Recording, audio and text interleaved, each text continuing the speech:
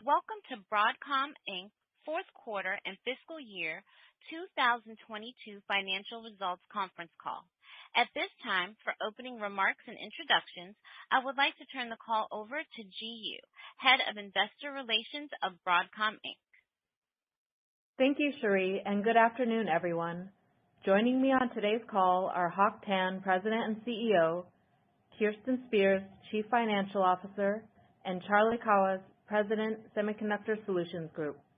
Broadcom distributed a press release and financial tables after the market closed, describing our financial performance for the fourth quarter and fiscal year 2022. If you did not receive a copy, you may obtain the information from the Investors section of Broadcom's website at broadcom.com. This conference call is being webcast live, and an audio replay of the call can be accessed for 1 year through the Investors section of Broadcom's website. During the prepared comments, Hock and Kirsten will be providing details of our fourth quarter and fiscal year 2022 results, guidance for our first quarter, as well as commentary regarding the business environment. We'll take questions after the end of our prepared comments.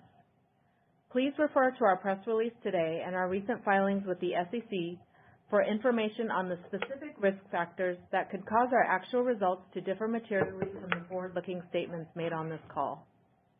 In addition to U.S. GAAP reporting, Broadcom reports certain financial measures on a non-GAAP basis. A reconciliation between GAAP and non-GAAP measures is included in the tables attached to today's press release. Comments made during today's call will primarily refer to our non-GAAP results. I'll now turn the call over to Hock. Well, thank you, G, and thanks everyone for joining us today. Before I provide color on our Q4 results, let me put in perspective what we achieved in fiscal year 22. For the year, I'm pleased to report that consolidated revenue hit a record of $33.2 billion, growing 21% year-on-year, yet another year of double-digit organic growth. This growth was driven by our strong partnerships with customers and increased R&D investments, which enable accelerated adoption of our next-generation technologies. With our robust business model, we grew our fiscal 2022 operating profit by 28% year-on-year, and our free cash flow per share by 25% year-upon-year. Now, to discuss details of our fiscal Q4. In our fiscal Q4 22, consolidated net revenue was a record $8.9 billion, up 21% year-on-year. Semiconductor Solutions revenue increased 26% year-on-year to $7.1 billion, and Infrastructure Software revenue grew 4% year-on-year to $1.8 billion. In Q4, our semiconductor business continued to perform well across hyperscale, service providers, and enterprise. On top of this, wireless grew sequentially as we ramp up the new platform at our North American customer. In reporting these results, I'd like to emphasize we demonstrate our continued discipline in shipping our strong backlog only as and when needed by our end customers. So in contrast to weak consumer electronic spending today, and despite concerns of a global recession, we believe overall infrastructure spending remains strong, and we continue to experience sustained demand in most of our end markets. And this is what we continue to see in Q1. So let me expand on this. Starting with networking. Networking revenue was a record $2.5 billion and was up 30% year-on-year, representing 35% of our semiconductor revenue. We see strong growth from deployment of Tomahawk 4 for data center switching at hyperscale customers, and we see upgrades of edge and core routing networks with our next generation Jericho portfolio at cloud and service providers. And at multiple cloud customers, we continue to lead in delivering custom solutions for compute offload accelerators and actually surpass the $2 billion mark in revenues in fiscal 22. Looking into Q1, we do expect networking revenue to be strong and grow about 20% year over year. Next, our storage connectivity revenue was a record $1.2 billion, or 17% of semiconductor revenue, and up 50% year on year. As we have mentioned in previous earnings call, we are benefiting here from substantial content increases as both cloud and enterprise customers adopt our next generation mega rate and storage adapters. This trend will continue in Q1, and we expect server storage connectivity revenue to grow above 50% year on year. Moving on to broadband, revenue of $1 billion grew 20% year on year and represented 15% of semiconductor revenue. Our broadband business is benefiting from ongoing multi-year deployments by North American and European service providers of 10 gigabit PON and DOCSIS 3.1 with embedded Wi-Fi 6 and 6E. In Q1, we expect the secular drivers behind broadband to continue and our business to be strong at about 30% year-on-year growth. Moving on to wireless. Q4 revenue of $2.1 billion represented 29% of semiconductor revenue, with the 13% year-on-year increase coming largely from higher content. And in Q1, we expect wireless revenue to be sequentially flat and up low single digits year on year. Finally, Q4 industrial resale of $234 million grew 1% year over year as softness in China mostly offset the strength in North American and European automotive. In Q1, we forecast industrial resales to continue the trend of low single-digit % growth year on year. And in summary, Q4 semiconductor solutions revenue was up 26% year on year. And in Q1, we expect semiconductor revenue growth to sustain at approximately 20% year on year. Moving on to software. In Q4, infrastructure software revenue of $1.8 billion grew 4% year on year and represented 21% of total revenue. Core software revenue grew 5% year on year. In spite of adverse Forex impact, in dollar terms, consolidated renewal rates average 117% over expiring contracts. And in our strategic accounts, we average 128%.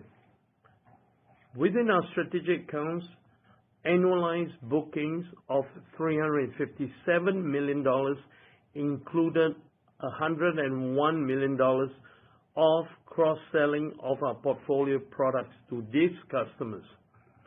Over 90% of the renewal value represented recurring subscriptions and maintenance. Over the last 12 months, consolidated renewal rates average 120% over expiring contracts, and in our strategic accounts, we average 135%.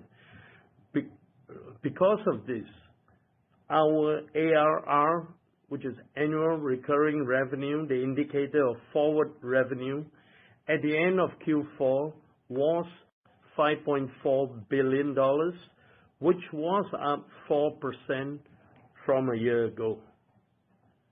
And in Q1, we expect our infrastructure software segment revenue to be flat year on year, reflecting core software revenue growth of mid-single-digit % year over year, offset by a year-on-year decline in the Brocade enterprise SAN business. In summary, we're guiding consolidated Q1 revenue of $8.9 billion, up 16% year on year. While we are fully booked for fiscal 2023, in this environment, we are not providing you guidance for the year. Before Kirsten tells you more about our financial performance for the quarter, let me provide a brief update on our pending acquisition of VMware. We are making progress with our various regulatory filings around the world, as we very much expect, having received merger clearance in Brazil, Canada, and South Africa. We anticipate the timeline for the review process will be more extended in other key regions, especially given the size of this transaction. Having said that, we're still confident that this transaction will close and be completed in our fiscal 2023. The combination of Broadcom and VMware is about enabling enterprises to accelerate innovation and expand choice by addressing their most complex technology challenges in this multi-cloud era, and we are confident that regulators will see this when they conclude their review. With that, let me turn the call over to Kirsten. Thank you, Hock. Let me now provide additional detail on our financial performance. Revenue was $8.9 billion for the quarter, up 21% from a year ago.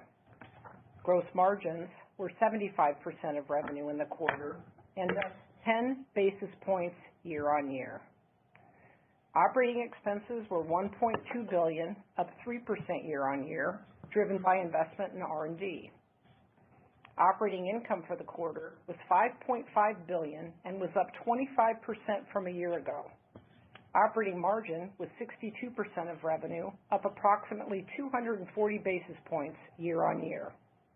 Adjusted EBITDA was $5.7 billion, or 64% of revenue. This figure excludes $129 million of depreciation. Now a review of the P&L for our two reportable segments.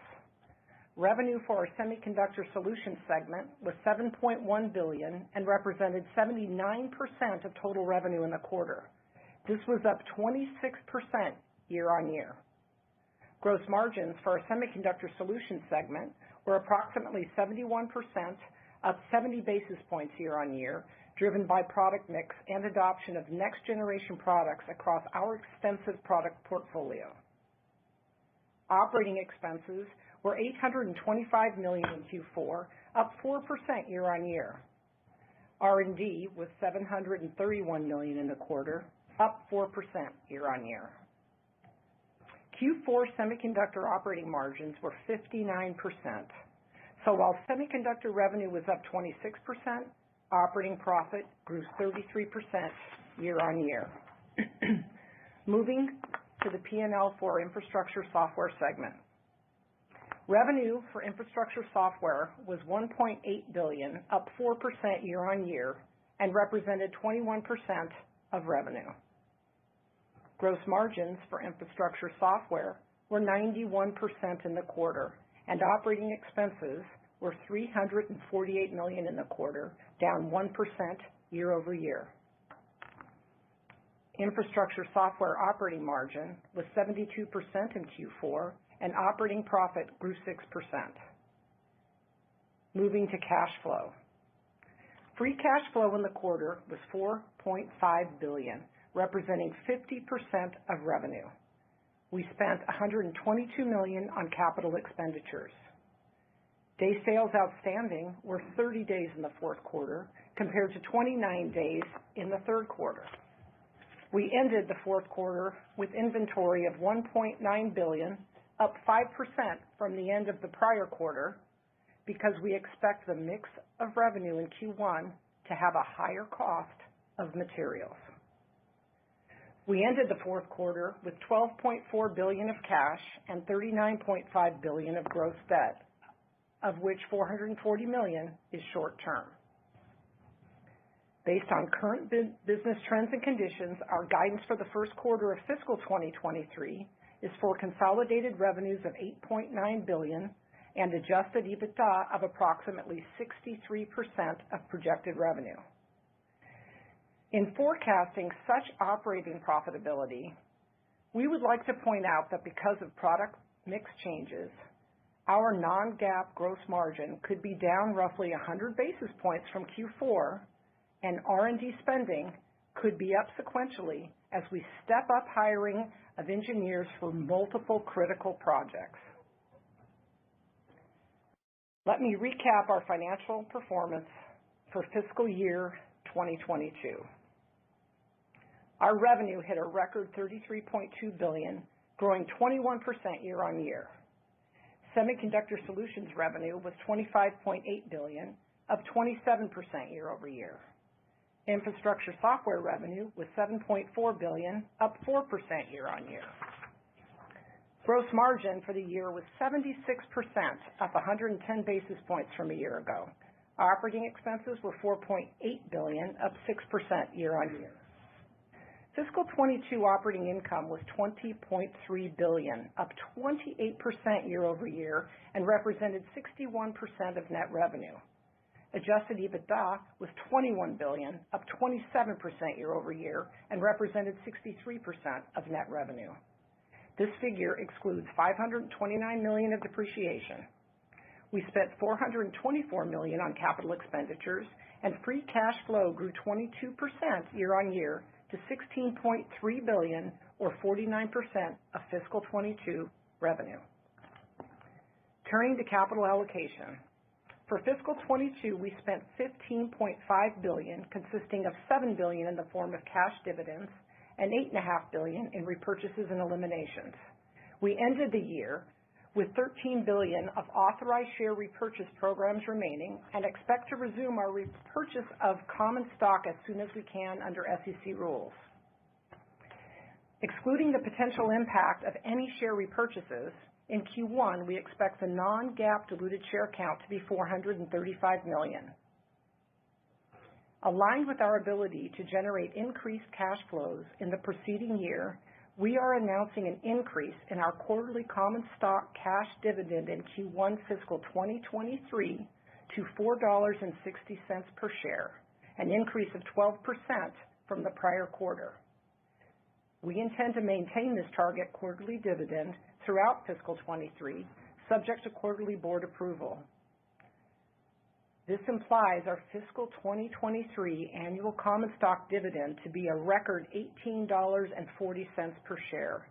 I would like to highlight that this represents the 12th consecutive increase in annual dividends since we initiated dividends in fiscal 2011. That concludes my prepared remarks. Operator, please open up the call for questions. Thank you. To ask a question, you will need to press star 11 on your telephone. We ask that you please limit yourself to one question. Please stand by while we compile the Q&A roster.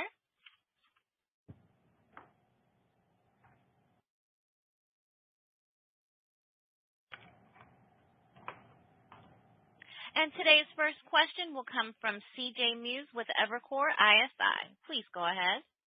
Yeah, good afternoon. Thank you for taking the question. You talked about infrastructure holding up well across most segments. I guess I was hoping you could speak more to why infrastructure to date has been so immune from the weakness we've seen elsewhere in semis. Specifically, can you speak to trends you're seeing perhaps in hyperscale versus enterprise, and any differences there? And also, can you speak to how you see these trends throughout all of fiscal 23? Thanks so much. All right, great question. What we see now, last quarter and this current quarter as we progress, is hyperscale spending continues strong. Enterprise consumption continues strong. And broadband deployment across, across North America, Europe, and even parts of Asia continues their multi-year trend of growth, simply because, out of COVID-19, there was a lot of investment, there was a lot of plans to invest, and these are multi-year. So exactly as I said, all these areas currently continue to be very much on track as we've seen it. And now, keep in mind, as I said in previous earnings call, and I just re-emphasize here today, again, it's just want to assure you, we don't believe we are shipping beyond true demand.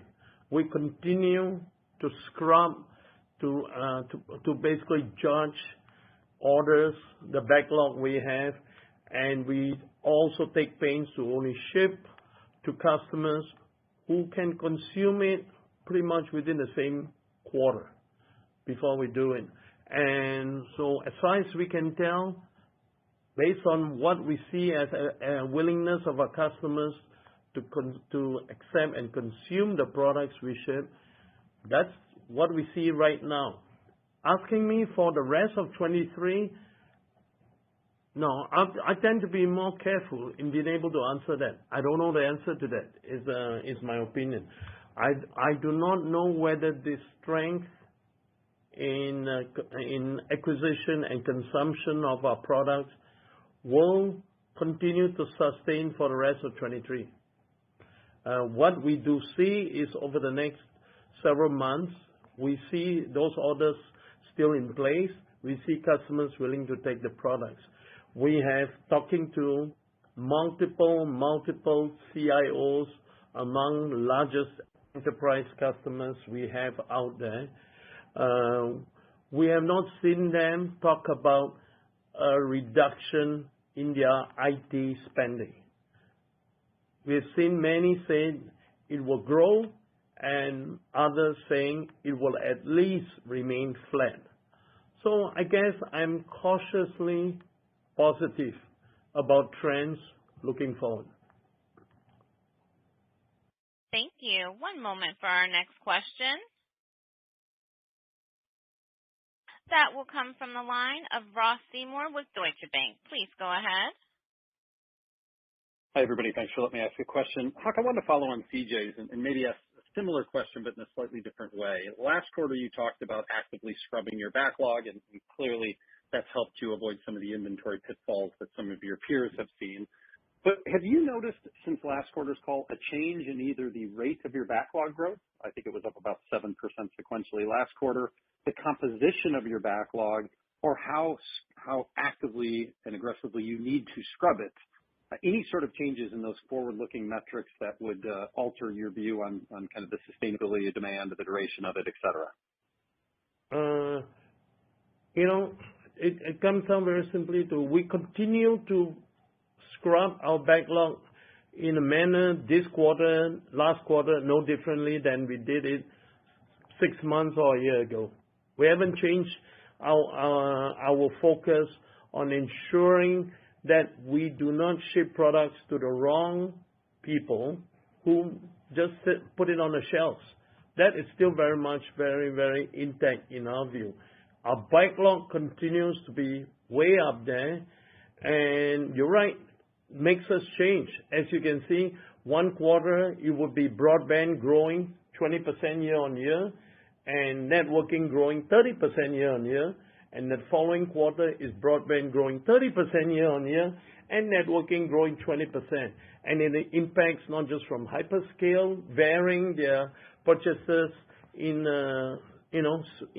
for want of a better word, seasonal manner, is also the particular end markets it goes to.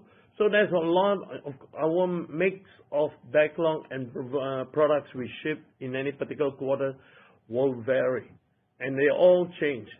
But it doesn't change the fact that we have still a very, very strong backlog, and what we're shipping, which is most important in the current quarter, we believe is what we are reflecting as end demand for our products. Thank you. One moment for our next question. That will come from the line of Stacy Rasgon with Bernstein. Great, guys. Thanks for taking my question. So Hock, I guess just to ask the question explicitly, last quarter, I think you said your semiconductor backlog was $31 billion and your lead times were still 50 weeks, give or take. What are those numbers now? Like, where is backlog and where are lead times? Stacy, this is Kirsten Spears. We're not going to guide the year, so we're not providing that. I'm not asking you to guide the year. I'm not asking you to guide the year. Right. We're fully booked for the year, so if I give you the backlog number, I'm effectively guiding you to the year. So we've chosen not to provide that data this time. Okay. I guess, can you just tell me, is it gone up, flat, or down? Our forecast for the year, if you want to call it forecast based, our backlog, it's not a forecast. We'll continue, for the year will continue to grow. Other than that, I'm not telling you what it is. We don't guide. Got it. But you think backlog will grow for the year, is what you're saying? Our year forecast will grow. Got it. Thank you. Thank you. One moment for our next question. That will come from the line of Harlan Sur with J.P. Morgan. Good afternoon. Thanks for taking my question. Hock, your server storage connectivity business has been extremely strong, right? Up 50% plus in fiscal 22. And more importantly, that business continues to sustain based on the January quarter outlook. We typically tend to think about HDD controllers and preamps, but your business is much more diverse than this. So can you just, first of all, walk us through, like, what percentage is Mega RAID, PCIe, or what I call overall storage connectivity versus your storage controller business, which is primarily HDD controller and preamps? And maybe what's driving the near-term growth in the storage franchise when many of your storage competitors and customers are seeing major weakness in this segment? Well, that's an interesting question. Our server storage connectivity, and you're right, which includes nearline hard drives, which includes some what I call on-prem server storage connectivity, host bus adapters included. It's broad, and I don't have the numbers on my mind exactly what it is. Just broad-based, particularly from the Mega RAID business. As I said, a big part of the growth, the big percentage growth, as I indicated before, is due to the fact that the newer generation of products are all subsystems, are boards. We're not just shipping chips. So that counts for a big part of the growth. Notwithstanding, unit growth is up, but not as much as the 50% we announced, obviously. A big part of 50% is content growth as we ship subsystems and boards versus chips. But even then, unit growth is up, and it's across the board, and it's not everything that grows, but enough that overall it grows. Thank you. Thank you. One moment for our next question. That will come from the line of Timothy Arcuri with UBS. Thanks a lot. Hock, you keep on scrubbing demand and you're shipping to what you think is consumption. So I guess I take it to believe that there's still a gap between what you're shipping and what customers want in any given quarter. I guess we could call that delinquency. Some others call that delinquencies. Obviously you haven't changed your approach, but I would imagine that this delinquency or this gap between what you're shipping in a quarter and what your customers want, that's probably declining.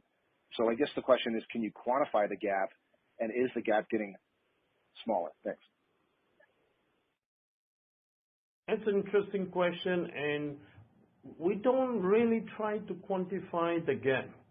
And a big part of it is, I don't want to get you guys overly excited, but backlog is sometimes is very often categorized or characterized under CRD or customer request dates. Our customer request date in this particular quarter, for instance, or last quarter, was much higher than what we actually shipped, and it was the same way 6 months ago. Is it got better from 6 months ago? I could only guess, and in this forum is the last thing I want to do. But there's still a big amount of CRDs backlog in excess of what we actually ship out. Got it. Okay, Hock, thanks. Thank you. One moment for our next question. That will come from the line of Vivek Arya with Bank of America. Thank you. I actually have two very quick clarifications. First, Hock, have you seen the impact, or you expect to see any impact of China lockdowns in your wireless business in Q2? I know there's nothing, doesn't seem to be anything in Q1. I was just wondering if there's something we should be prepared for in Q2. And then on the gross margin, I thought I heard gross margin goes down sequentially in your semiconductor business in Q1. Is that really all mix related, or is there a like-to-like impact that we should keep in mind? Okay, let's take your first question first and then go to your more interesting second question, which is interesting because connect a few dots here. On the first one, as you know, our wireless is one single customer, and the COVID shutdown and all that does slow down inter-quarter shipments, but nothing, we don't see, Q2 is too far away for me to really give you any sense and no accuracy of what it's like. But there's obviously movements between Q4 and Q1 as our numbers does kind of reflect. But which is why year-on-year is a pretty good measure. As you see there, Q4 year-on-year was just 13%. I shouldn't say just, was 13%, and Q1 was actually still 1% up. But there's obviously some movements in between. And I'm sure that has something to do with COVID logistics, impact on logistics chain of our largest customer. But I can't really tell in the bigger picture. Now, switching, and certainly on Q2, I'm no position to give you any indication. We don't have visibility. Now, turning to the second part of the question on gross margin, it's all product mix. And it's all product mix because there are some, depending on the particular products we ship, as I've said many times before, the margin, product margin, gross margin does vary. Simply because it's the nature of the market conditions, the ecosystem that we have in each of those in those markets, those niche markets we participate in. But broadly, to give you a sense, perhaps that gives you more color, networking tends to have some of the highest margins collectively of our products, and much higher than broadband. And of course, wireless has the lowest. And you look at Q4 to Q1, the mix shifts away from networking somewhat and more to broadband. And wireless still remains a big chunk of it, even though it hasn't receded as a percent. So that's why we see that impact on the gross margin sequentially. Nothing more than just the mix of products we ship, and the natural gross margin of those products vary one from the other. And you can actually see it with the way our inventory grew too. As Kirsten reported, our inventory ending Q4 grew about 5% from that ending Q3, the quarter before. And obviously the Q4 inventory is positioned to ship in Q1. And you see that increase even as our guidance on revenue remain pretty flat. Thank you, Hock. Very useful. One moment for our next question. That will come from the line of Joseph Moore with Morgan Stanley. Great, thank you. You talked about being booked for the whole year, next year. How much visibility do you think that gives you really? And I guess what's your philosophy going to be if customers with non-cancelable backlog come to you and try to make an adjustment in a potentially weaker economic period next year? Let's start with the first part.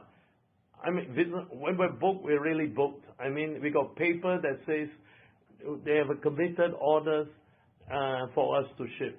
And as you know, our orders are non-cancelable orders. Customers know that. We have the paper, and when we say we are fully booked, it means we have the backlog sitting there. Now, the second question you asked is a more interesting question.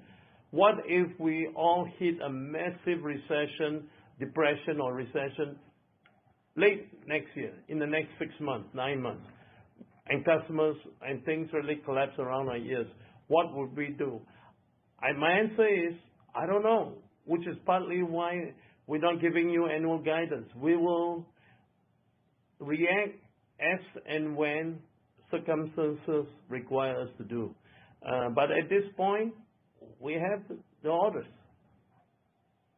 Okay, thank you. And one moment for our next question. That will come from the line of William Stein with Truist. Great. Thanks for taking my question, and congrats on the good results and outlook. It seems that the capital allocation policy in terms of the outlook, maybe the policy didn't change, but at least the tactics did.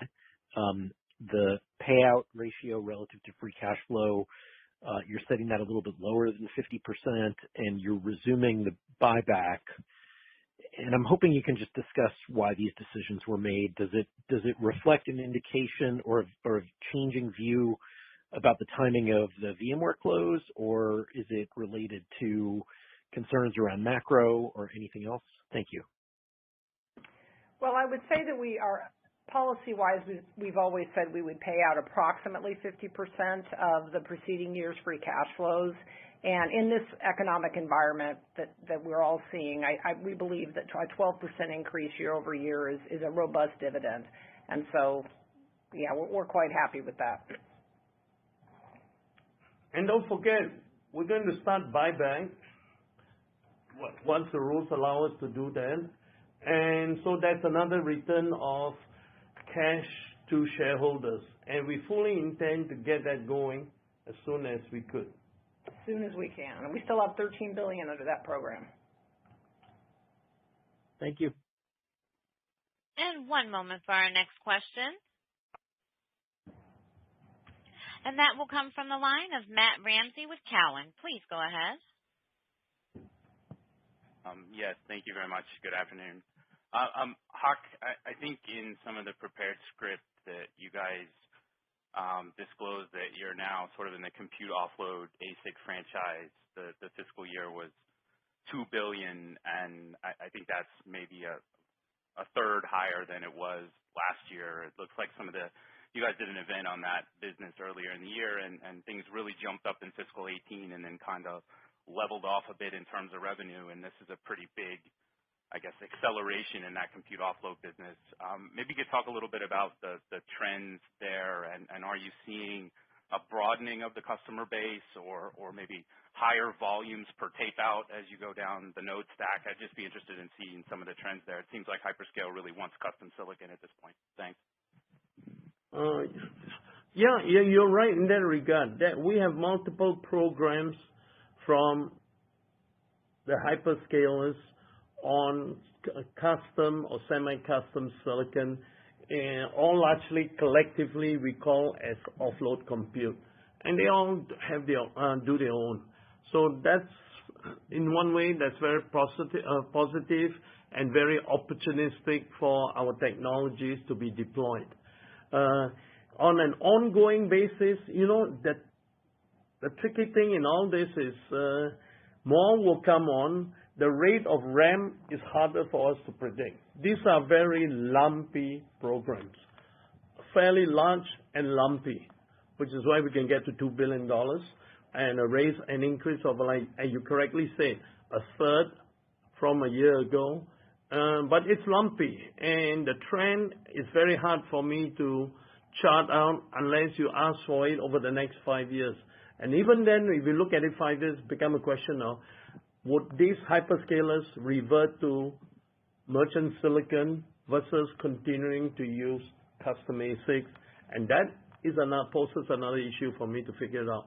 But if you ask for me over the next year or two where it will go, I'll be honest and say I'm in no position to give you really a good forecast.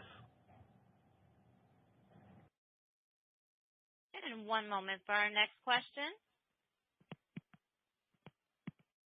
That will come from the line of Aaron Rakers with Wells Fargo. Yeah, thanks for taking the question. Hock, I wanted to go back to the prior comment you had made, and I want to make sure I'm clear on it. I think possibly within the context of lead times, you talked about customers. I think it was, giving you forecasts that were notably longer. I just want to understand a little bit of the context behind that comment earlier, or any kind of appreciating that you're not giving backlog, any kind of context around that lead time discussion would be helpful. We haven't in any major substantive way changed our lead times by any means, as I've said before, and we kind of go along on that practice mode. And we have forecasts, but we're really not talking about forecasts either as it relates to the previous comment. I think I was referring to backlog and paper that we use. And as I said before, even on those paper we have with customer request dates for shipments, we scrub scrub each of those demands before we ship it out in the current quarter or the preceding quarter, depending on what it is. But we have forecasts, but obviously we're not giving you any indication of our forecast at this point, simply because we are still grinding our way through the backlog. Okay. Thank you. One moment for our next question. That will come from the line of Toshiya Hari with Goldman Sachs. Hi, thanks so much for taking the question. Hock, I was hoping you could talk a little bit about your business in China, not so much from a ship-to perspective, but from an end consumption perspective. I know you don't have perfect visibility into what's being consumed at the end customer level, but if you can kind of talk about what you're seeing in terms of trends across enterprise, cloud, and service providers, that would be helpful. How significant of a headwind was China in fiscal 22, and what are your expectations going forward, and what are you hearing from your end customers? Thank you. Well, I think, to answer your question directly, is China has slowed down in terms of consumption of products across industrial, across even infrastructure. It has slowed down, and we see that. They're still not totally collapsed, but they have slowed down compared to what they were taking a year ago. And we see that particularly in our industrial business, which I indicated in my prepared remarks, strength in Europe, strength in North America, especially in automotive, but weakness in China, which is a big part of our industrial business, slowed it down. But beyond that, in the IT side, yeah, we have seen a slowdown, but keep in mind, China represents just less than 10% of our total revenues today. So while it obviously has some level of offsetting effect, it's not sufficiently large to have that much impact on our overall growth trend for the entire company. And any signs of improvement going forward, Hock, on the IT side? Or is it too early to tell? I think it's too early at this point for me to make a call. It's there's a sense it's some reopening, but if I make a call, good chance I could be wrong in a month's time when things might shut down again. Thank you. One moment for our next question. That will come from the line of Christopher Rowland with Susquehanna. Thanks for the question and congrats on bucking the trend in semis here, Hock. So my question, it was kind of addressed on the last one, but wanted to talk about the divergence, particularly between storage and maybe China enterprise networking. Your other competitor, and call it core hard disk drive, talked about a downturn in demand in storage, a large inventory build, and something similar happening in China networking as well. And you guys have seemingly such a big divergence there. And I was wondering if perhaps you had an explanation for some of that and why the difference. And the only explanation to an earlier question was our portfolio in server storage is pretty broad-based. Now, with a couple of areas that are very large, areas like, RAID, mega RAID, particularly pretty much. But there are more than mega RAID we have, you're correct. And it's pretty broad-based. And there's some puts and takes, obviously. But overall, we see what we tell you. Okay. Thank you. Sure. One moment for our next question. That will come from the line of Edward Snyder with Charter Equity Research. Thanks a lot. Hock, I'd like to talk a little bit about your wireless business, which is more retail focused and probably the first one to see any recessionary pressures if you get them. I know your guide is really solid. First, give us some idea of your firm order book. I know you get a projection when the model year starts of what the total number would be for the year, but you don't get a firm order for that for some time. So just kind of how would you characterize firm order book for that or orders per se? Is it 30 days, 60 days? So, help to anticipate if you see a change, when would that be? And then maybe if you could touch on how we should think about overall content at your largest customer in the next year or so, because there's obviously increased competition in some of your core areas, and I was wondering if you're looking to shift more of your focus there into some of the mixed signal custom stuff and maybe away for some of the RF. Thanks. Okay. Interesting question. Let me try and address it. First, I assume you imply when you say orders or forecast on shipment, we only guide Q1, so I can only give you Q1, and we have it all on paper, orders. These are real orders, non-cancelable. So we're giving you numbers that we intend to ship, that we think the customer needs as far as we can scrub, and we have it, these are committed orders. These are not forecasts at all, especially when you talk about Q1, which ends, by the way, end of January. We have orders beyond end of January, as it is. So these are very committed orders, and by that same token, pretty committed revenue forecast. Just to make it clear. Now, you're right. And by the way, we have pretty good visibility, from that particular customer too. Now, beyond that, to the second part of your question, yeah, we're very pleased with content increase that we have experienced, not every year necessarily, as you know, but over a period of years, we always see this content increase. And we're still very, very well positioned in our product line, in those few product lines that are, I call it almost franchise in our North American customers. And this is Wi-Fi, Bluetooth, this is RF front end, and this is touchscreen controllers, high performance mixed signal. And that's all we focus on, because these are areas where we are the best. We believe we're the best technology and delivering value to our customers. There's no reason to find something else where you're not the best and hope to gain share from someone else.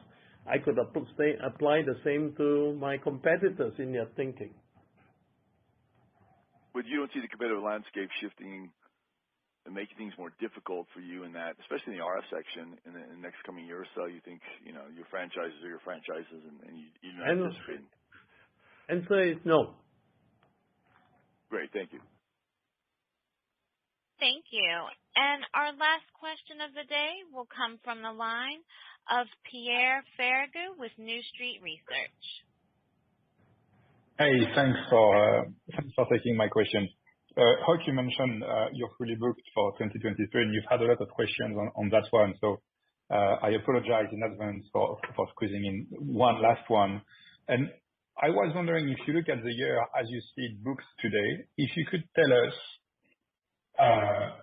in this like booking dynamics, where do you see for the full year 2023 the most growth and the least growth? I know you can't give us like numbers and you don't want to guide. I completely accept that. But if you could give us like a kind of idea of where things keep growing very fast, where things are slowing down in your order dynamics over the full year. Infrastructure is still holding up very well, as we have said in this call so far. We continue to see infrastructure, and infrastructure, by looking at it, comes from hyperscale in building their data centers and components to their data centers, in service providers like telcos, where we see our strength in broadband access, gateways, and broadband. And I know people are finding it hard to imagine, we're seeing it even in enterprise, where that's why I made a comment earlier, we do not see across a cross-section of large enterprises a reduction in their IT spending for 2023. We have not come across too many enterprise customers, and I'm talking real end-use enterprise customers, who are seeing their IT budget drop below 22. For most that we have asked, it's either flat or even up, as they all continue to have the compelling need to keep modernizing their platform and workloads and digitizing their business model. And I think that was the only explanation given to me why there was no such clear reduction, even as we all hear every day the likelihood, possibility of a global recession. Thank you very much. Thank you. Thank you. As there are no further questions in the queue at this time, I would now like to turn the call back over to Ji Yoo for any closing remarks. Thank you, Cherie. Broadcom currently plans to report its earnings for the first quarter of fiscal 23 after close of market on Thursday, March 2nd, 2023. A public webcast of Broadcom's earnings conference call will follow at 2 p.m. Pacific. That will conclude our earnings call today. Thank you all for joining. Cherie, you may end the call. Thank you. Thank you all for participating. This concludes today's conference call. You may now disconnect.